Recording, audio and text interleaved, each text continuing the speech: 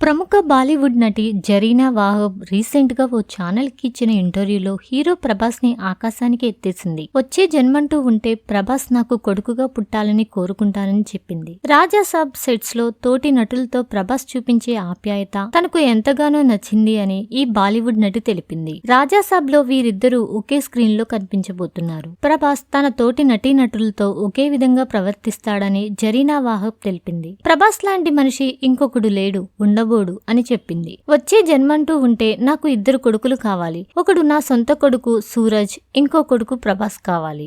అసలు ప్రభాస్ కి ఎటువంటి ఈగో లేదని, షూటింగ్ లో ప్యాకప్ చెప్పాక అందరికీ బాయ్ చెప్తాడని జరీనా తెలిపింది. ఇక సెట్స్ లో ఎవరికైనా ఆకలిగా ఉందని అంటే చాలు ఇంటికి కాల్ చేసి మరీ ఒక 30-40 మందికి సరిపడే భోజనాలు తెప్పిస్తాడని తెలిపింది. అసలు ఆ మనిషి ఎంత మంచోడో నేను మాటల్లో చెప్పలేను. నేను కోరుకునేది ఒకటే, అతనికి అల్లా మంచి ఆరోగ్యాన్ని ప్రసాదించి నిండు నూరేళ్లు చల్లగా బ్రతకాలి అని కోరుకుంటాను అని జరీనా తెలిపింది.